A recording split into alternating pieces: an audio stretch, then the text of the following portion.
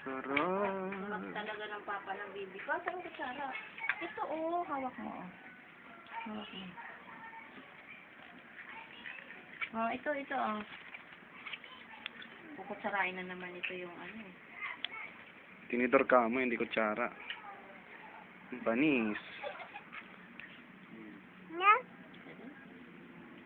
Dahan-dahan ka naman. Ay, sus, Joseph. Yung gravy yan. Hindi na tinitingnan yung ano, pinukutsaraan niya, oh. Nako.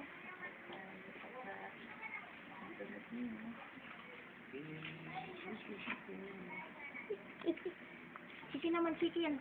Chicken naman, anak. Chicken. Hmm. Ito na. Oh.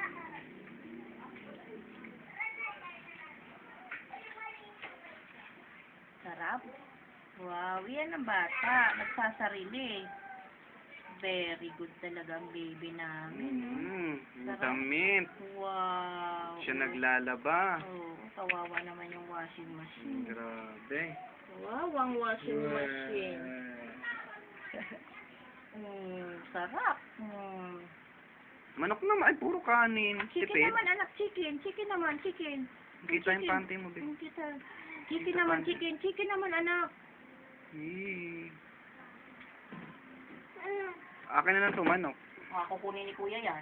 Kunin mo na yan. Kukunin na ni kuya yan. Dali. Sana gravy na lang binili ko, be. Oo.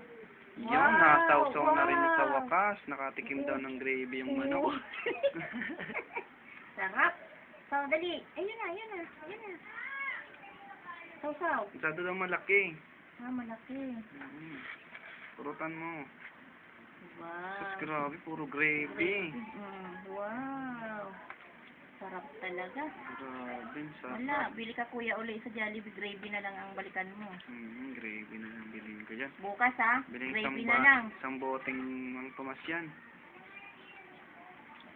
Puro kanin. Saan yung manok? Chicken naman, chicken. Ang tama. Ay, naku po. Yan na. Ay, luwa din pag may time. Kasi naman, puro gravy, oh. Layo-layo na natin ang gravy. Puro na lang gravy. Wala lang, sausawan. Mang Tomas na lang. Sarap talaga ng kain ng baby ko. Sarap. Sarap. Sige na. Ikaw na. Espiro, di na kinakain ng espiro yan. Hindi na pagkain yan. Ito na. Oh, kutsara, tinidor. Oh, hawak. Hawak naman. Wow, very good. Ang linis ng damit.